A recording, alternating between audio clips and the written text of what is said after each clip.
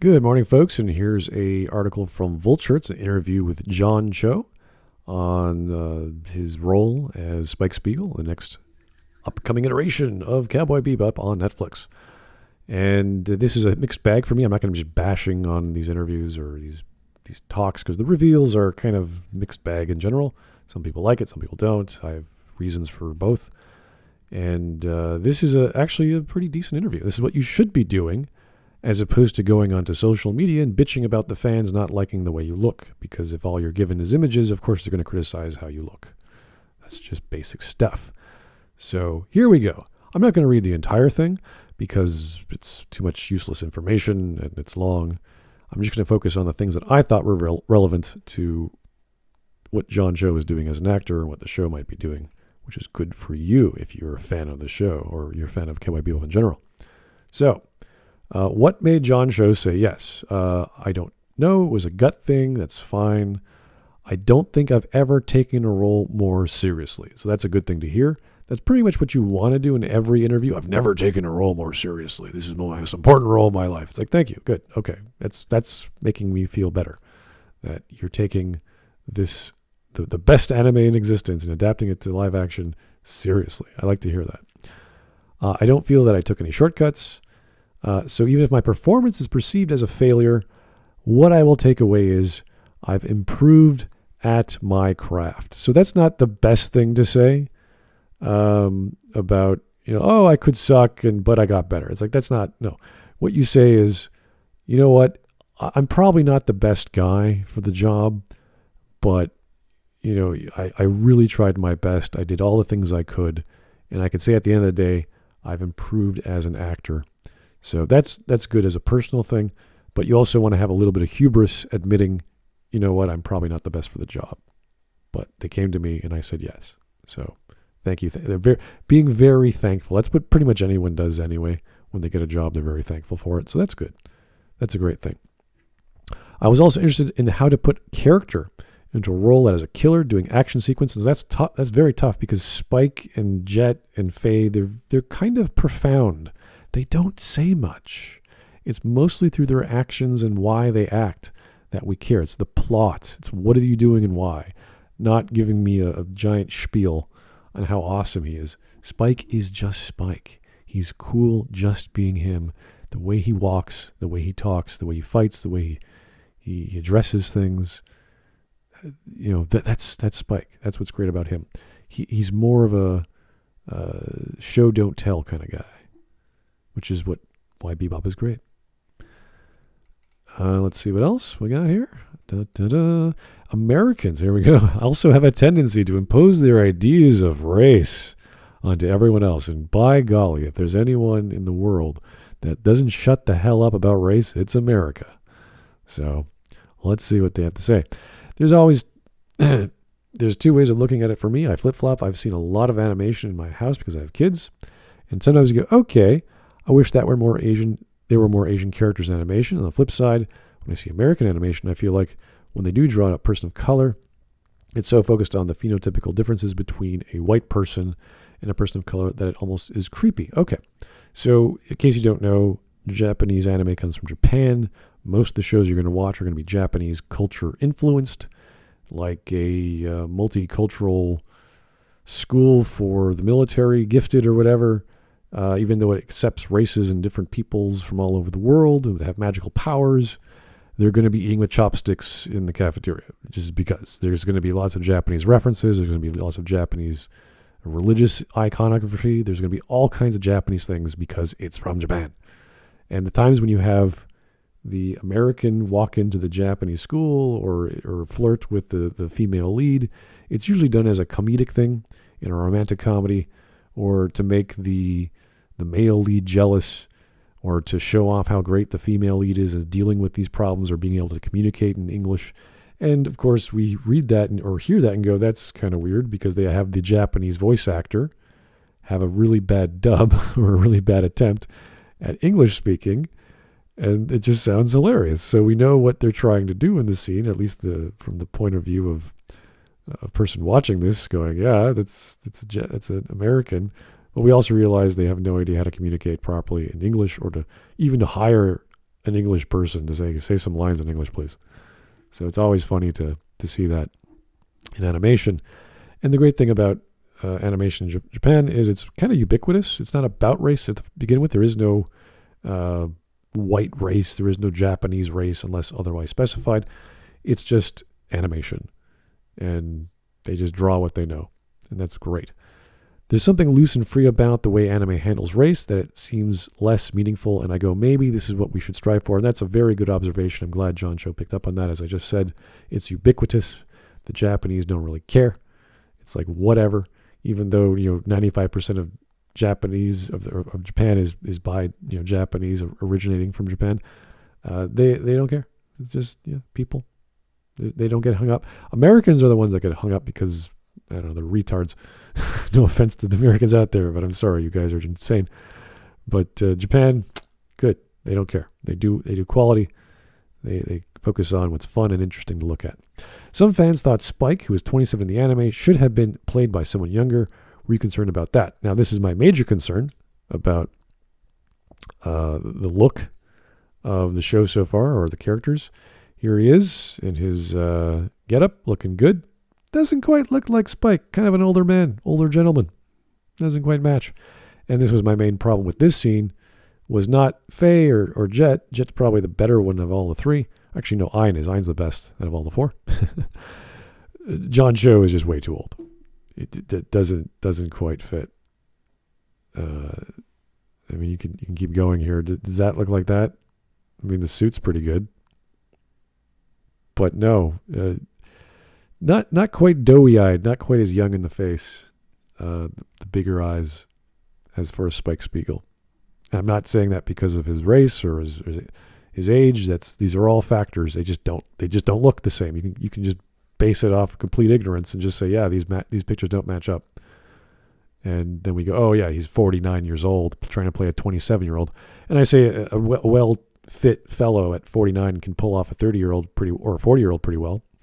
Same way a 40-year-old can pull out a 30-year-old pretty well if they're physically fit. There's just a natural physicality of the body to be toned, to be tight, and as opposed to your facial or bodily features dropping as a result of age. So it's just how it goes. Makeup can make up for some of that, but you can't go too far unless you're pulling the face up and pulling the body up, and with body suits and all this other crap, it's not going to look natural. And if anything about Spike, he's a natural kind of guy. He likes to move like water. The biggest fear that I had was I was too old. I agree. I knew people were going to have issues, and I had to get over it. I'm not a person who says age is just a number or whatever. So he admits, yeah, I know it is a factor. I was going to be harder physically, and I was going to look different than a 25-year-old guy at some point. The opportunity is yes or no. Do you want to do it? And I did. So I wasn't going to stop myself from doing it, which is all good and true, but it's still a factor. So he's not dismissing the factor. He's saying it's there, and it's an issue. So that's not a good thing. But if he said something like, "Oh, the makeup makes up for it," that would have been like, "Are you sure about that, sir?" Yeah. So still a problem for me. He doesn't look like Spike. Looks pretty good, but still does not look like Spike. And here's my best part, and also my second part, the worst part of the interview, because this is what it's all about to me. Okay, did you get to meet Yoko Kanno, the composer of the series? And he says, I haven't. She was in Japan the whole time. I made sure that she was locked in before saying yes. I didn't think the show should go forward without her involvement. She is too integral.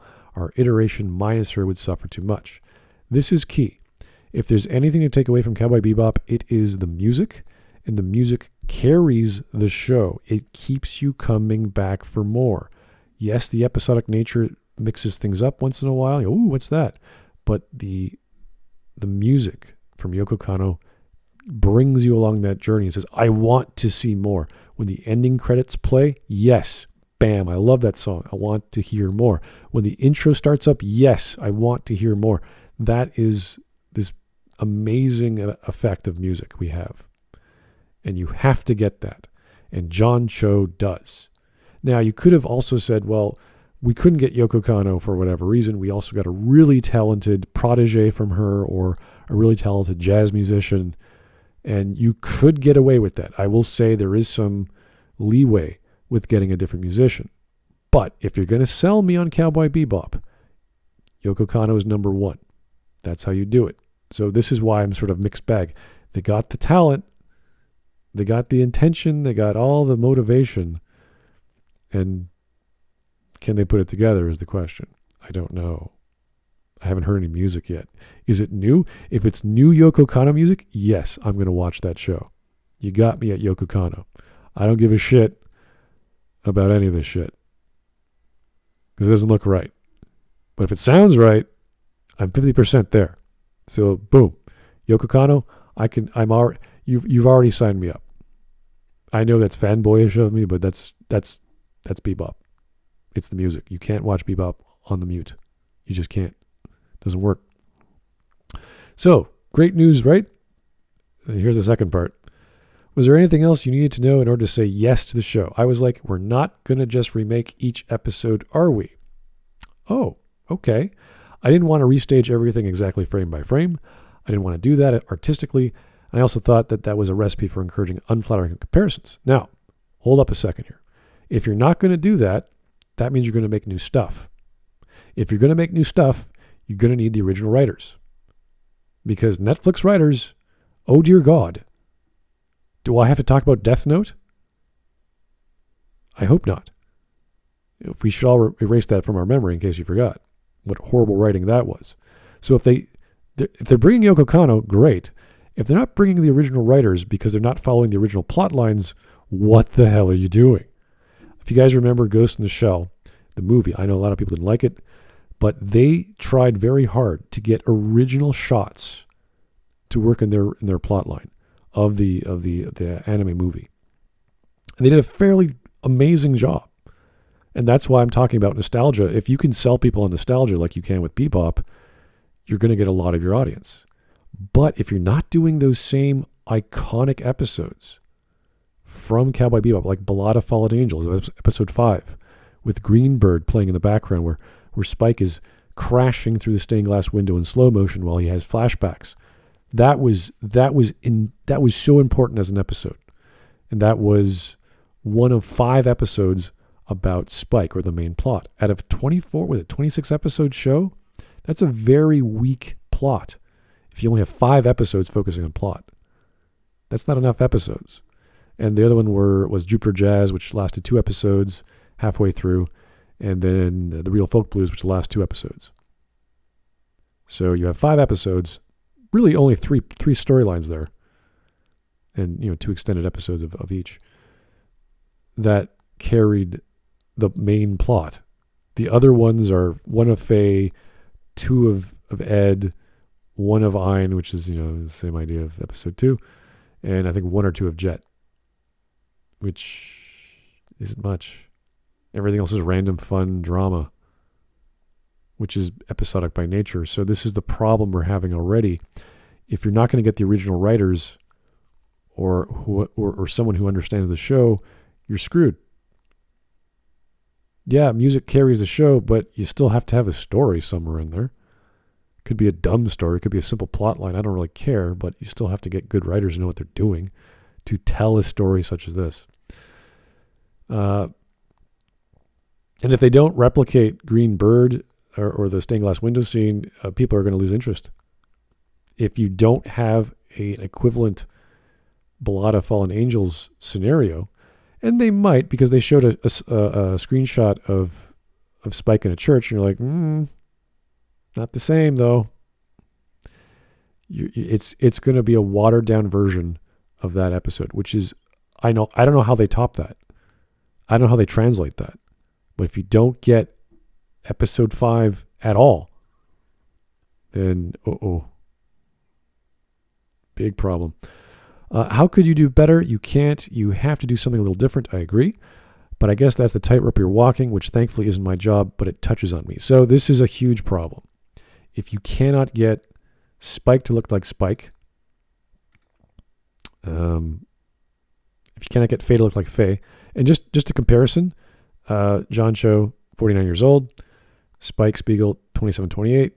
Daniella Pineda, 34. Faye Valentine, 23.